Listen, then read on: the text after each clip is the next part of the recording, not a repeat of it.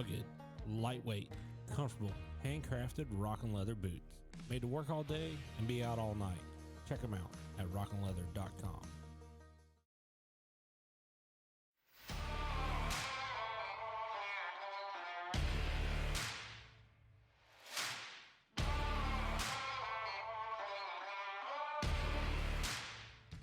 Winter Productions, content creation company that is here to tell your story, whether it's about the love of your life or capturing the chance of a lifetime.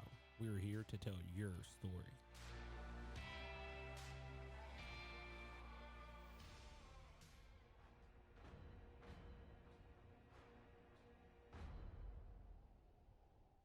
Everyone, I'd like to oh man, now I have an echo. Okay, so I know why I have an echo, because I have that turned on. But welcome back. This is the struggle bus for the life between the volleys.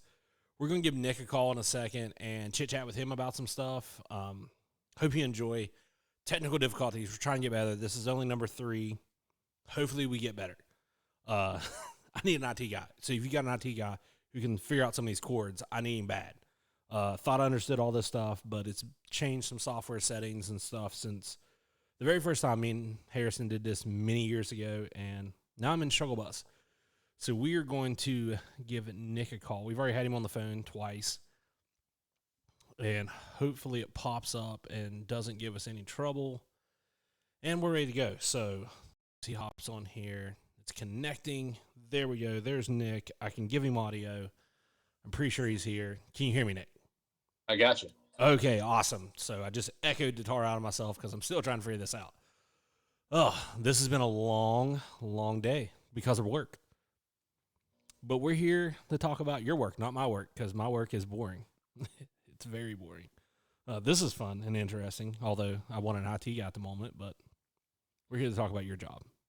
Okay. Some of your jobs.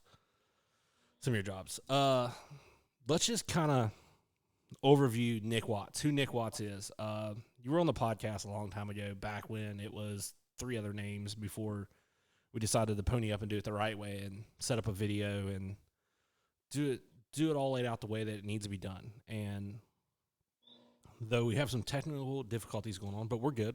Everything's going smooth. Let's give a rundown what Nick does right now for work. I guess first and foremost, I'm a teacher with Kanawha County Schools, Kanawha County, West Virginia. I teach at St. Albans High School, grades 10 through 12, English resource special education. And then I kind of moonlight as an assistant football coach, small college, Division II, the University of Charleston, where I was an alum, played football there, and was a high school coach for around 10 or 12 years, something like that. Had the opportunity to make the jump to the college game with a former teammate at the University of Charleston who took over as the head coach there. So he brought me on staff, and never looked back. Been doing that ever since. Yeah, which is awesome, which is why we're here to talk about kind of following your passion and kind of doing something that you enjoy, kind of to make this extra money that, takes away from hunting because of when football takes place. Right. But it's definitely a very interesting thing. I mean, I think anybody who's probably in the outdoor industry played a sport of some sort. Somehow, like, I've found myself surrounded by a lot of college people who have played like college sports of some sort, and I think it's just because we kind of gravitate towards each other in the fact of we are driven really hard to kind of succeed at something. And right. Sure. as much as I miss playing college and coaching high school, I don't want to go back to it. This is kind of my new life. But what made you want to go into coaching after playing? Coaching has kind of been something I knew that I wanted to do at a really young age. I guess, was a pretty self-aware athlete. I knew I wasn't going to be doing, football at the professional level. I was hoping to be able to play in college to help my parents get my education paid for, and just for the fact that I wasn't ready to give up the game. And it was kind of the same way Um, growing up, I knew at some point I would have to give things up because, again, very self-aware, knew I wasn't the type of athlete to get to, you know, pay for play and whatnot. So I knew coaching would kind of be the next best thing. I wanted to help guys, you know, uh, reach their potential and whatnot. And so it just kind of was a seamless transition, really, as far as mentally for me when my career was over. I came to terms with that in a way that I knew the game wasn't necessarily done with me, or that I wasn't done with it, and got into coaching the very next season. So been doing it ever since. Yeah, I mean, you started at the high school level, Right. and that's a bear in itself because we're not. I mean, from the state you're from, it's not the same type of coaching quality that a lot of these guys see in pretty much every other state. I'd say there's other states similar to ours with small schools and stuff, but like Right. the majority of our schools, I don't know what our coaches make, but it's not very much money. They're all pretty much teachers. Second job is coaching Right. because they love the Right. game. I think it was interesting that you chose to go back to your alumni, the coach. It's not for Twice actually. true, true, and it's not far up the road from you, which kind of worked out really well. Right. Um, and you was able to kind of like work that in and do both, but still keep everything going.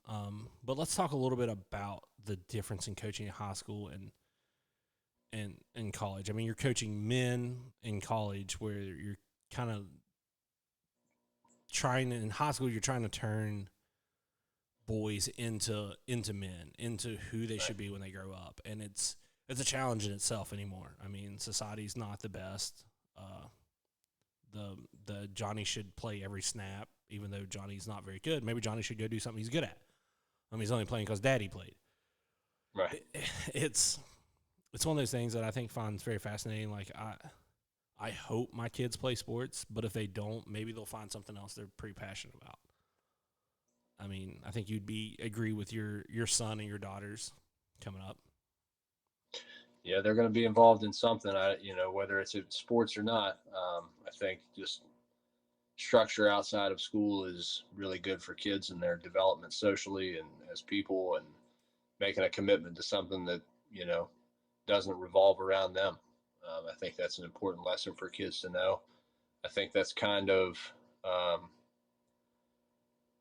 like you're asking about the difference between high school and college. I think that's part of the big difference is that a lot of those young high school guys, they don't really have that understanding yet that the world's not all about them. Um, and usually as they get into their junior and senior year of high school, they start to kind of figure that out. Um, whereas most of our guys that we get in college, especially being a D2 school, where you don't have the lights aren't as bright, the crowds aren't as big, guys, really playing more for love of the game and a discounted education. A lot of those guys have figured out the fact that, they're not the hero of the story. Um, they run their own race, but at the same time, for them to be successful, they have to know where they fit. Um, within the team and the greater program and whatnot. And, in the high school game, especially in today's world where everything's kind of the me culture and what can everybody else do for me, the high school game is can be challenging. Guys, young guys that have, like I said, haven't really figured out that the world doesn't revolve around them. So sometimes that's a hard pill for kids to swallow. But I think the sooner they can figure it out, the better off they're going to be moving forward in their lives because, that's just how the world works. So, um, that's part of the difference there. Just from an attitude standpoint, you have, guys on a small high school team where they've always been the best and they feel like they don't have to compete or try as hard, to be the guy that's out there on a Friday night. Whereas in college, it's, everybody's really good. Everybody was there for a reason. Everybody got their scholarship because they were all league, all district, all conference, all state, whatever you have it. They have those accolades, and everybody's strong, everybody's fast, everybody can play. So Your young guys in college, they figure it out real fast that if I want to do this thing, that I really got to work my butt off. And I got to perform at a high level all the time in the classroom, in the weight room, on the field, and not saying every high school kid is not like that. And there's a good majority that are, but I think some of these areas you have kids that I guess the word is entitlement, where they feel like they need to be playing because they've always been the best in their area, and so why shouldn't they play? They should be the ones doing that, and they shouldn't have to work as hard. But that's a big difference when you get to college. Everybody has it figured out that they got to play hard. Practices are more intense, and there's a lot more competition. So from that part of it is definitely a difference. One glaring difference for me is parents, the lack thereof. In college, you're dealing with mom and dad in the recruiting process, and after that, that's pretty much it. I might shoot a text to a mom or dad of a kid that I've recruited. It's in my position room to let them know, hey, your kid's doing great, or hey, he needs to do this and this. He's not going to class, whatever. But I don't deal with parents in the stands. I don't deal with parents on game day. I don't deal with parents coming to the fence at practice. And I was a head coach at the high school level for 4 years. Actually at my high school alma mater, and it seemed like that was a constant thing. My phone was constantly ringing with a parent, wanting to know about this, wanting to know about playing time, wanting to know about why this other kid is playing, wanting to know how can they get their kid to play more. Parents at the fence telling me you shouldn't be playing this guy. The heckling from the stands on a Friday night. I mean, it's I guess a lot of people tell you that's the norm for the game at this point, and I feel like maybe it is the norm, but it doesn't make it right. No, it makes it hard to deal with. And it's starting to make kids self-titled because they see mom and dad acting up like that. But to back you up for a second, I think there's another kid out there, and that was the kid I was. It's the kid that doesn't realize, like, I'm not trying to toot my horn. I don't even know if I could have made it in Division II. But I was a kid who didn't play football till 8th grade. And I played, like, offensive guard, and then I played linebacker. We go in the high school, and, like, I go down with a lineman because I just assumed that's what I'm going to do. I punted. Like, that was my only time I was going to get a touch the ball was punt, or if I did something on defense to get it at linebacker. And little did I know, the receiving coach was like, hey, where you going? I was like, down here with the lineman. And he's like, no, you're not. He's like, you're 6'2", 6'3". He goes, come here. You're coming with me at the receivers. And I was like, well, like, I don't know anything about this. And I think that, like, being that everyone in that group was a receiver that, like, prior to that day made me work and never realized that, like, when I got to college and, like, you hit that moment where, like, this is for any kid who wants to play college football. Just so you know, 2-a-days in camp, it's real. It is legit real. It is battle it out, like, full speed. You better get ready. People are chomping at the bit because they want to win that spot. And then a lot of times, like, this is for the kids that come from the smaller schools that don't know that's coming. That, like, you were told that, like, hey, we can't beat up on second string because that's all we have to practice against. Like, we can't afford to, like, lose our 27th player because then we don't have anyone to go against. Right. I quickly learned that, hey, I got to learn to start protecting myself. And then I quickly learned, like, oh, shit, like, I can actually, like, play this game when coaches start telling you, like, hey, you're doing great. Hey, you're going to start as a freshman. And I'm a nobody on this roster. Like, everyone had been playing receiver since they were a little kid. And I'm like, what? And they're like, yeah, you're gonna start. Like, we're gonna play you at tight end. Like, this is gonna happen. And then you quickly realize that, like, crap, can I go back and redo about 4 years of high school when I didn't realize I was that good? Because might not be here at a Division III school. And right. I mean, and that was one of the reasons why, like you said, like, you chose to play football to give your parents a discount on schooling. Right. It actually made my schooling pretty much free for my family. I got lucky. We had a little bit of money in it due to some living off campus rules, BS that basically it was just dumb rules. It was dumb rules that they took back a little bit of money. But, I mean, it changes for someone who doesn't like, if you do, especially the kids that don't come from money, when they're there, they're in the moment to win and to win that spot. And I think it makes you see who the real competitive kids are. And I think you see it in high school. You see kids who bust their butt. And one thing that sucks is, like, I coached very little, and I coached at receiver, where in a senior A school at receiver, you get everyone that's too small to do basically anything.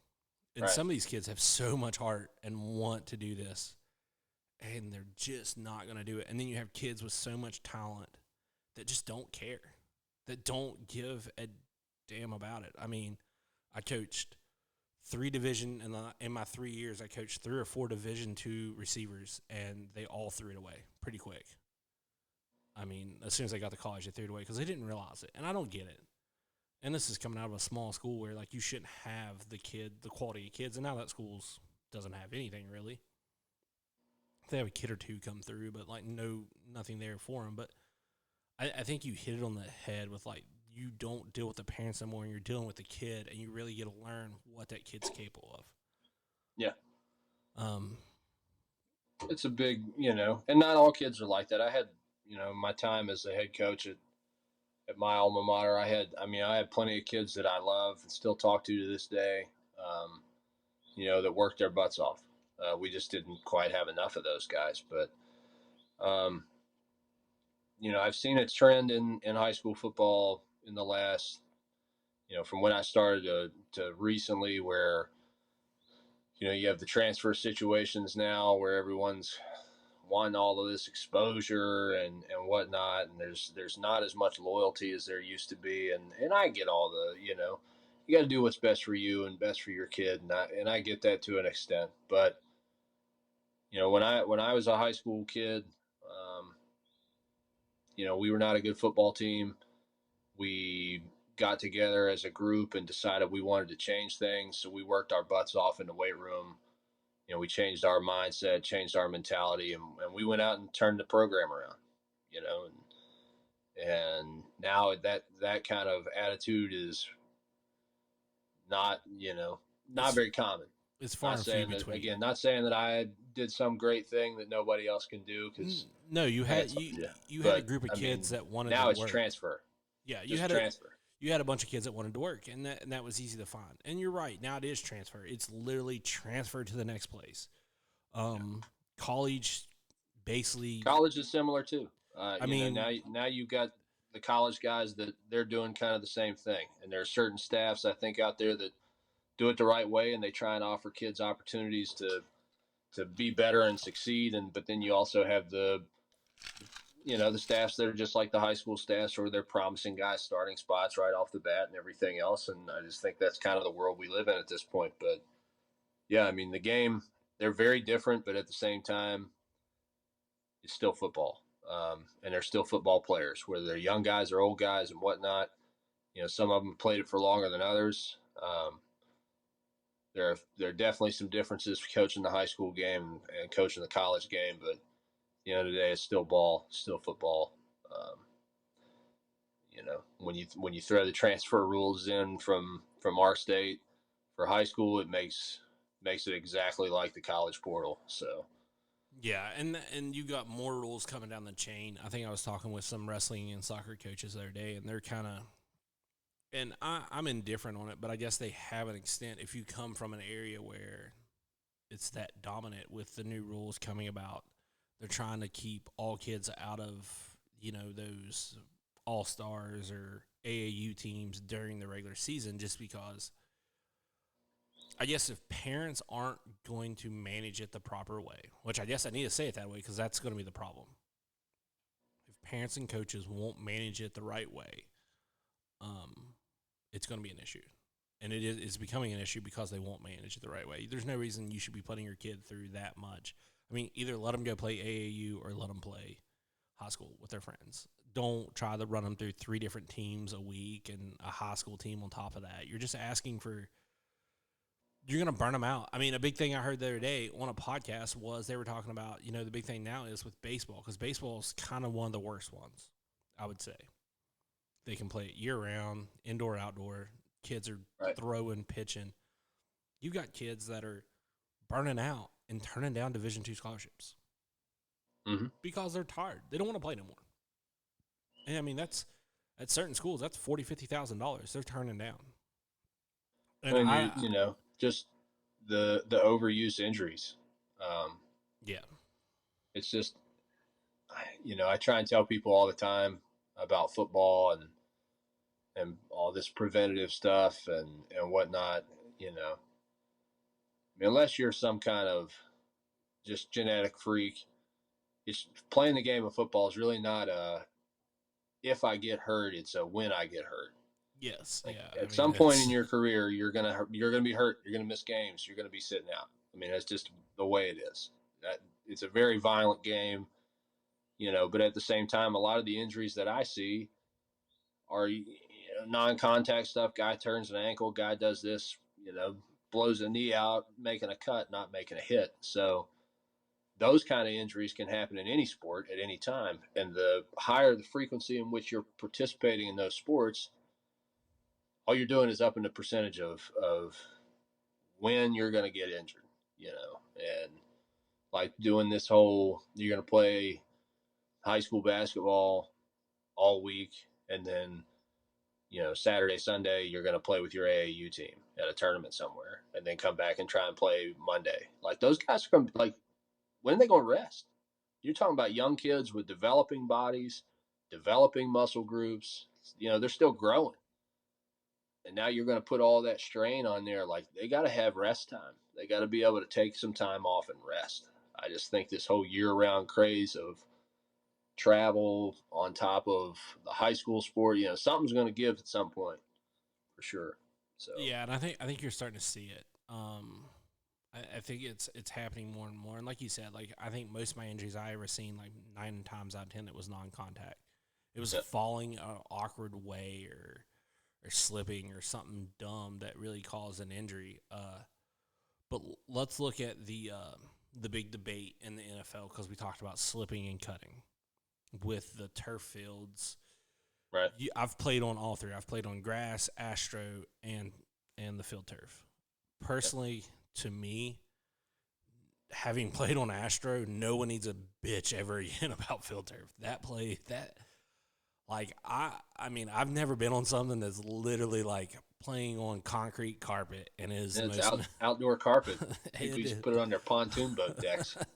I mean I remember catching a pass one day in practice. It was like early, like in 2 days.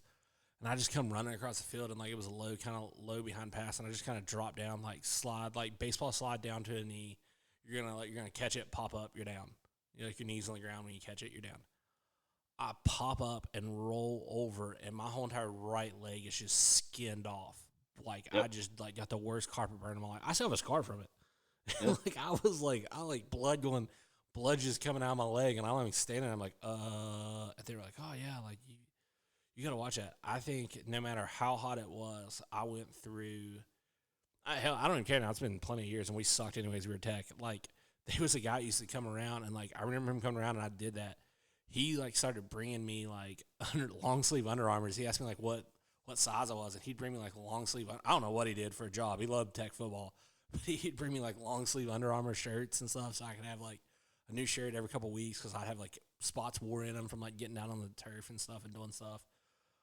And I made him cut me like greatest stuff in the world. I'd love to find it. You're a coach, so if you can get a hold of some of this, like I don't need it right now, but it was like sock material that like cut. That was just like it was just like a sleeve of it, and then like Yeah. cut it so I could slide it up over my leg. And I asked for like two of them, and it took me begging to get the second one for my other leg because I was like, I don't want to wear like long spandex on my thing, but I was like, I can throw Right. these on over top of my socks, and I'm like, perfect. But yeah, like if Yeah. you can get a hold of some of that, I mean, you see I'll training keep an or eye out. yeah, I mean, you guys play on that field turf. But I mean, what's your thoughts on the field turf? I mean, everyone's like complaining. Like I grew up on like a great, amazing grass field that's no longer used. That at one point in time was probably arguably one of the best. I feel like a lot of people would agree it was one of the best like all grass fields. And that's also because of the people in the town I grew up in. Like they loved their Friday night footballs and they took care of it every single night. So I played on all three as a player. Also, a couple of the high school fields that I used to play at were AstroTurf. Oh, you're Uh, old. I remember when the the first couple fields had the real field turf put in, and it was awesome stuff. I still think, as far as from an athletic standpoint, nobody feels more athletic than when you're planting and cutting and running on field turf. I think it's the best surface to maximize athleticism, but I also think that it's pretty unforgiving. It doesn't give the way grass does. Your joints do instead. So, um, good, like legit grass, the Bermuda stuff that you play on down south. I mean, that's probably the best surface there is. It's just hard to maintain. And the farther north you get, the harder that type of stuff is. To you end up, you don't have very many mud bowl type of games anymore at the pro and high school level, or pro and college level. Excuse me. So Yeah. I don't know. I'd have to see the real statistics on the injuries or whatnot, but yeah, if it were up to me, I think the Bermuda fields would be the way to go. It's like playing football on a golf course. It's awesome, but I think that's probably not real for many people above the Mason Dixon line to try and maintain those kind of fields year round. But I that's mean, hard to say one way or the other. in our state, we have a lot of wet falls. I feel Oh yeah, like, and it's not heavy wet. And then again, you got to have perfectly crowned field to get the water drain. You got to have perfect drain systems underneath them. And we're talking about high school and colleges that are not probably budgeted the best. Like, their football program was put in for decent money. When it's so much easier when you just put down a bunch of gravel, sand, throw some turf on top of it, and throw some rubber in it, and you got called it a day.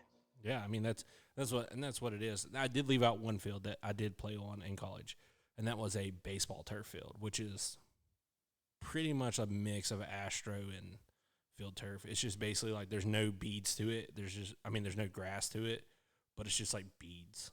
It's just basically like playing on rubber. We played on it in like Pikeville.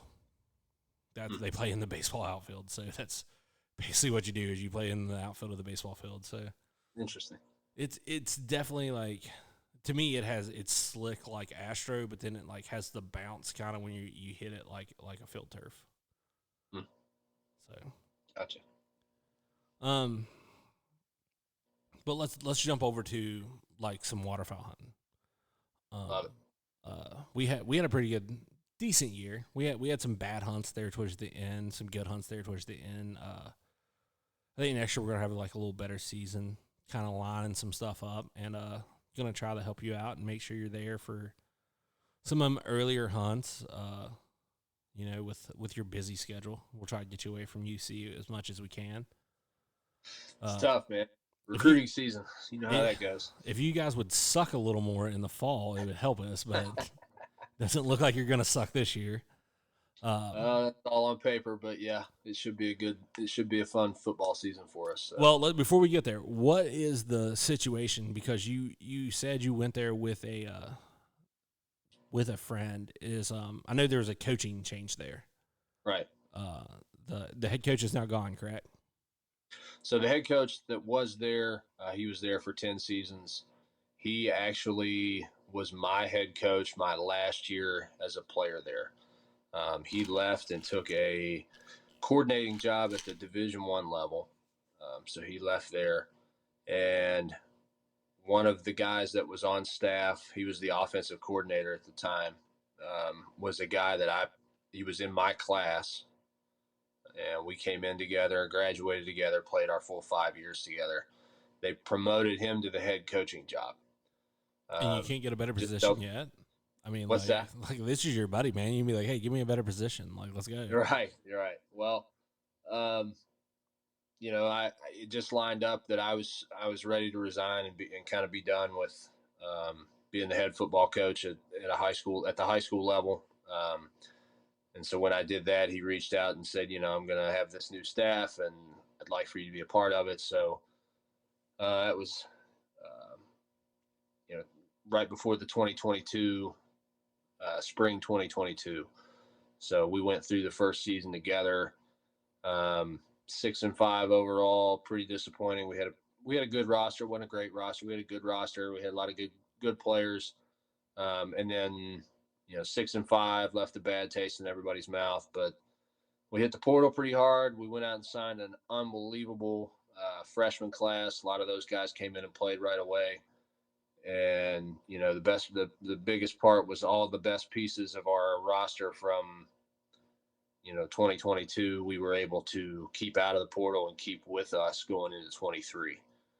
And 23, you come in, we have the best roster in the conference, and uh, finish up 10-2, win the conference championship, and uh, host a playoff game, host two playoff games actually in the Division II national playoffs, make it to the Sweet 16 before falling to the regional champion out of the Pennsylvania State Athletic Conference. So, it's the first playoff win in school history,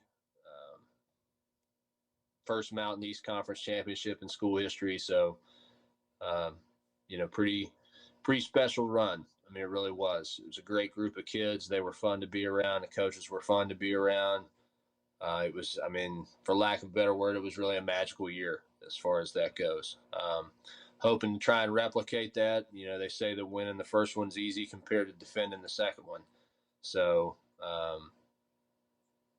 but like I said, on paper, we kept a lot of we only graduated a few guys. We lost one impact player, really two, I guess, impact players to the portal, and kept the rest. We brought in a few more portal kids and signed another really good high school class.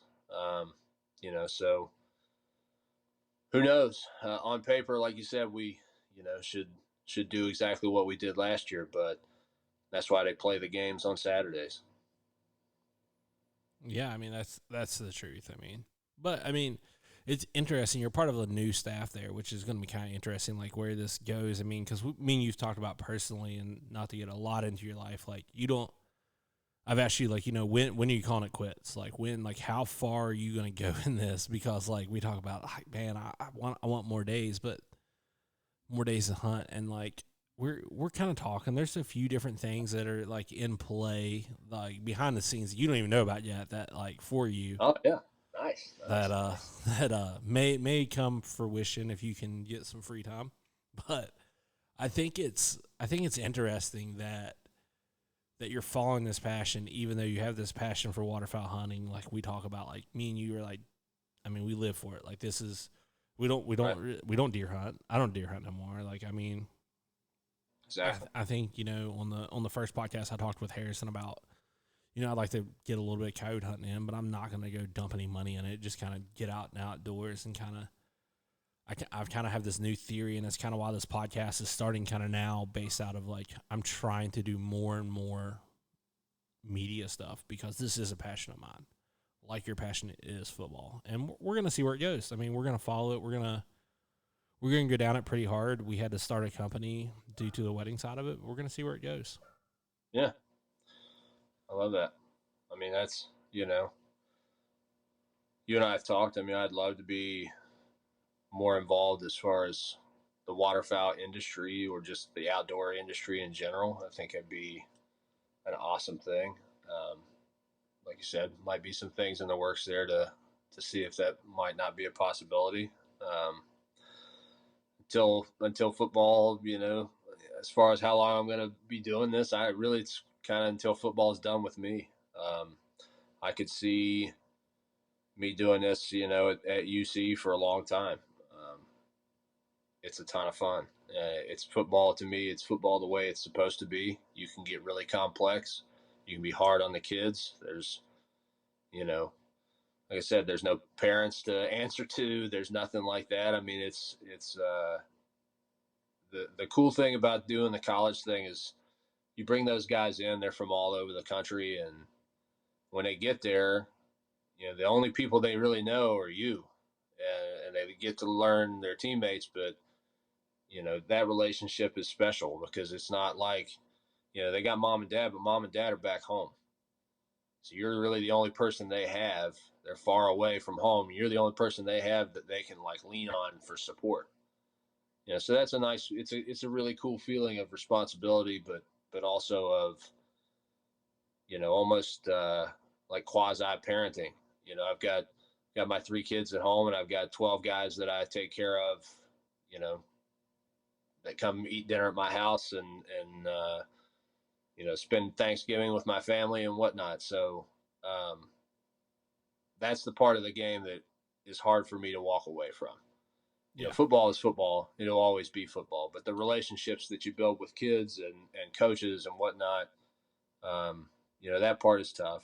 But like you said, there's definitely times where, man, I'd like to go build a blind somewhere this summer.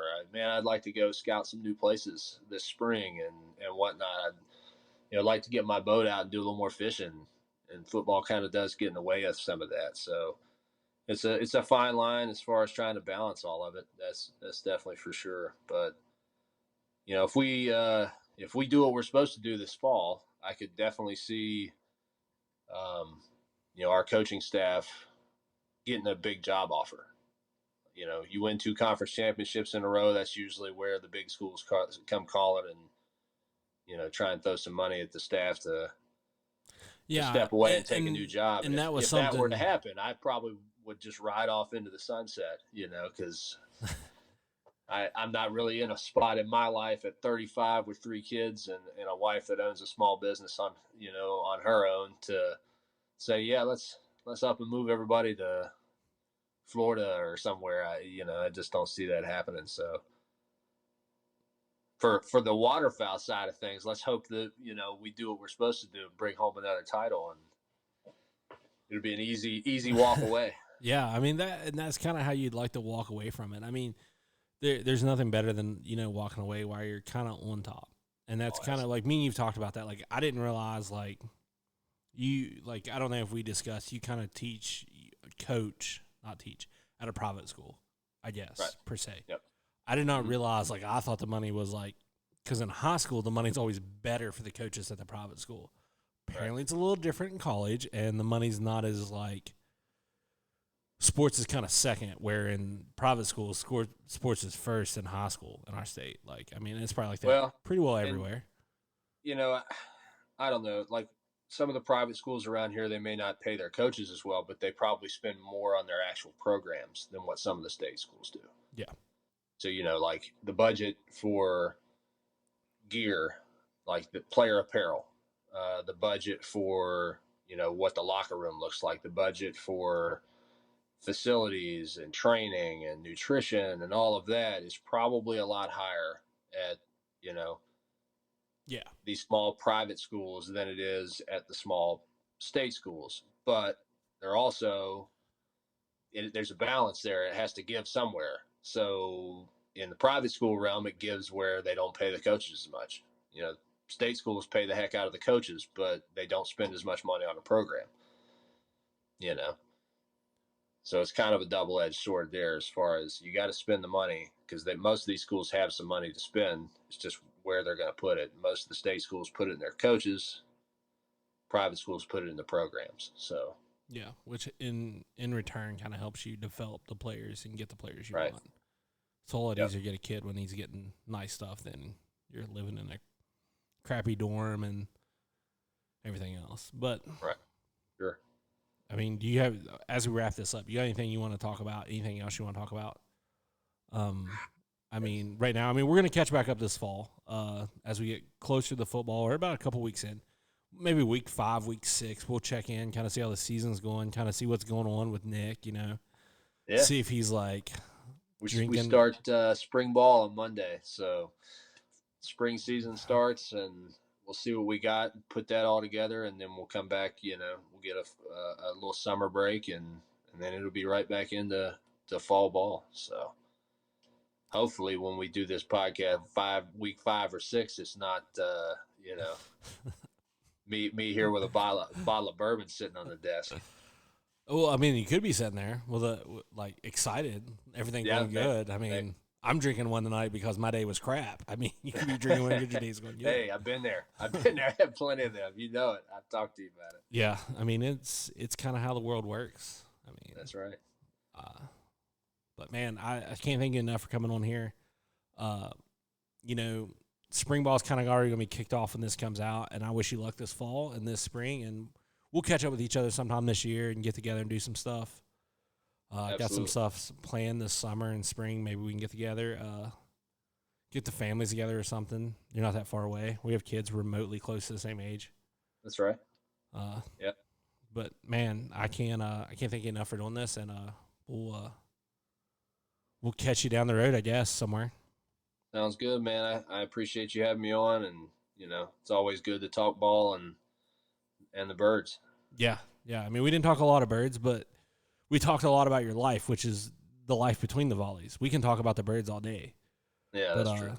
I mean, Probably too much. probably a lot too much. Hey man, well, I'll let you hop off here, and I'm gonna wrap this up and go have some dinner with the family. All right, buddy. Thank you, man. I appreciate you. No problem. I'll hold you later. Well, guys, that was the man, Nick Watts. Man, it was awesome getting to chit chat with him there. As always, we're pretty stoked. We're trying to improve the whole situation. I'm gonna do some work on the setup because we're trying to figure this out. Man, it is not as easy as I thought it was to do this. Like the first time me and Harrison did this, the system worked great. Then Apple updates their stuff, Canon updates their stuff, and now we have to fight through all this. And I've changed my desk design 3 or 4 times, so Clark doesn't know what to build. So we're gonna wrap this one up. I don't know who's gonna be on next. I have a couple leads. We're gonna follow up with that. But we'll catch you down the road.